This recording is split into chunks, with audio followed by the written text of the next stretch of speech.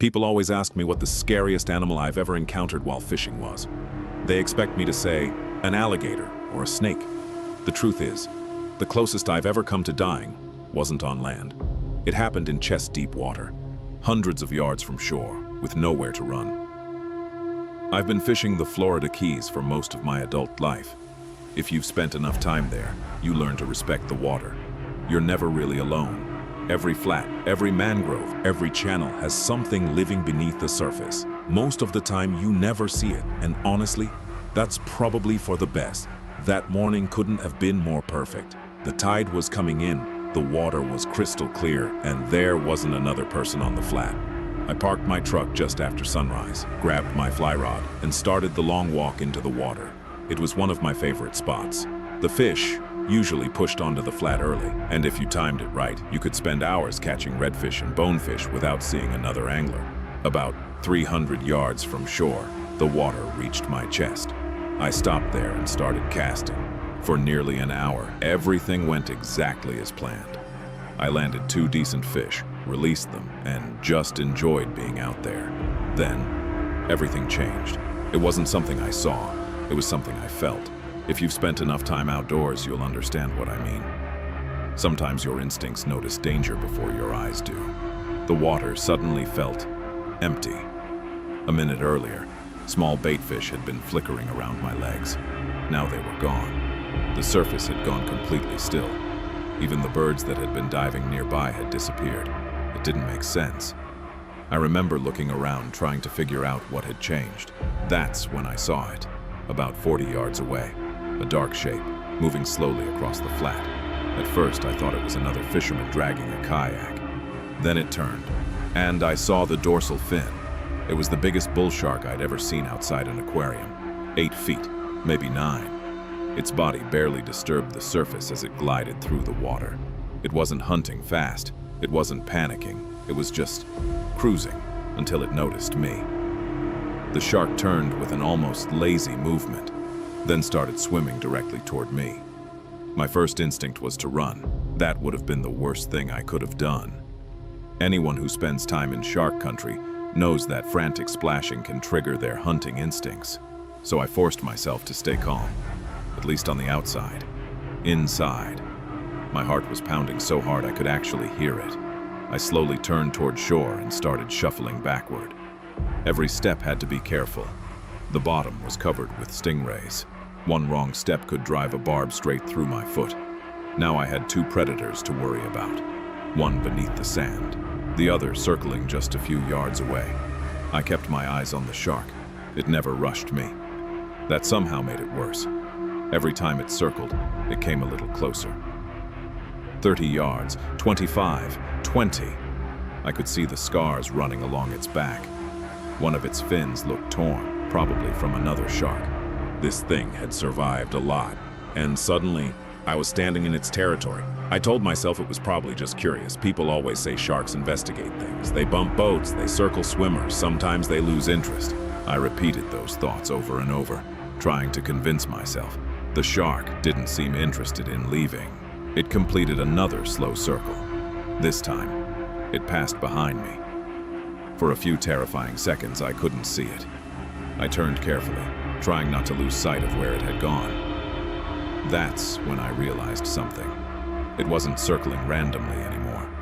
It was cutting off the path between me and deeper water, keeping itself behind me, while I moved toward shore, almost like it was hurting me. The distance between us kept shrinking, 15 yards, then 12. The water around me suddenly felt much deeper than it actually was. I tightened my grip on the fly rod. It wasn't much of a weapon, just graphite and cork, against a predator weighing several hundred pounds. Still, it was all I had. The shark turned again. This time it came straight toward me. Not fast, not aggressive, just confident, like it had already decided I wasn't going anywhere. I remember whispering to myself, "Please, just keep going." It didn't. It came even closer. At that distance, I wasn't looking at a shark anymore. I was looking at details, the scars across its snout, the pale white underside rolling slightly beneath the surface, its black eyes. People always say sharks have lifeless eyes. They're right. There was nothing in them. No anger, no curiosity, no fear, just instinct. It closed to within 10 feet. Then, it turned sideways. I watched its tail sweep through the water as it completed another circle around me. Every survival instinct screamed at me to get out, but panic would have been the fastest way to die. So I kept shuffling, one careful step, then another. Every few feet I glanced down, terrified I'd step on a stingray. The last thing I needed was to lose my footing. The shark circled again, closer, 8 feet, maybe less. It wasn't rushing. It didn't have to. It knew I couldn't move fast.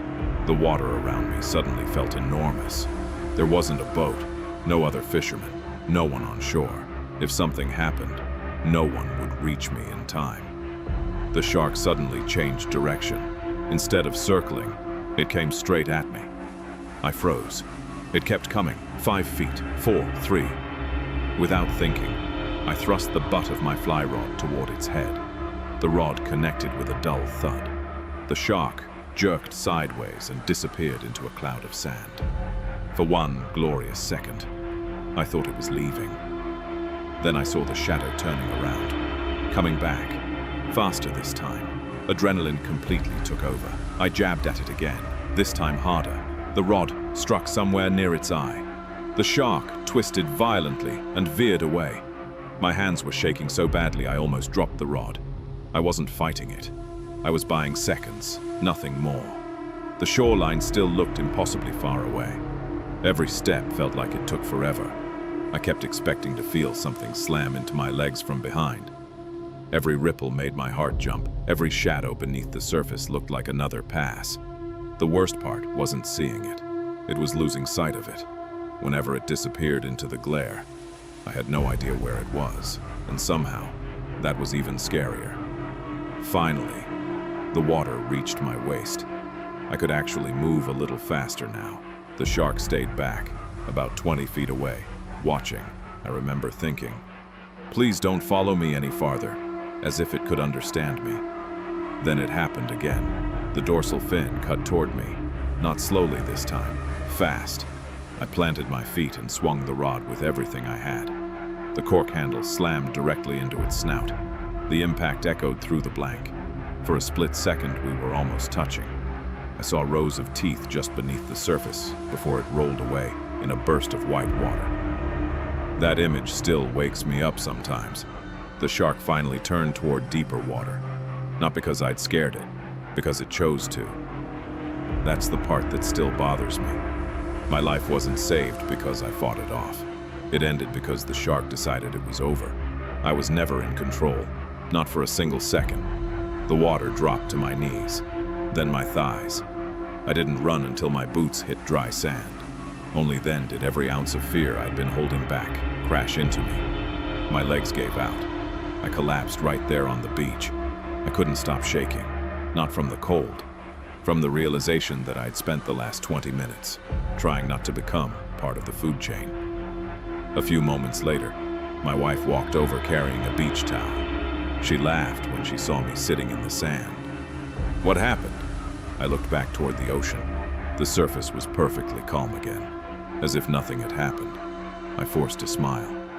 "I stepped on a stingray." She immediately looked worried. "Are you okay?" "Yeah, it just scared me." She nodded and helped me to my feet. I never told her the truth, not that day. On the drive home, she kept talking about where we should eat for lunch. I barely heard a word she said. I just kept replaying those black eyes, that slow circling, the feeling of being completely helpless. I realized something that afternoon. People think surviving something terrifying fills you with relief. Sometimes it fills you with guilt. I kept asking myself one question. What if I'd gone fishing another 100 yards out? What if I'd panicked and started splashing? What if I'd slipped on a stingray? Every answer ended exactly the same way. I still fish. I probably always will. But I don't wade flats alone anymore. And every time the water suddenly goes quiet, every time the bait fish disappear, I don't wait around to find out why. Because predators don't always announce themselves with violence. Sometimes, they let the silence do it for them. If you've ever ignored a bad feeling and regretted it, or trusted your instincts and avoided something you still can't explain, share your story in the comments below. See you in the dark.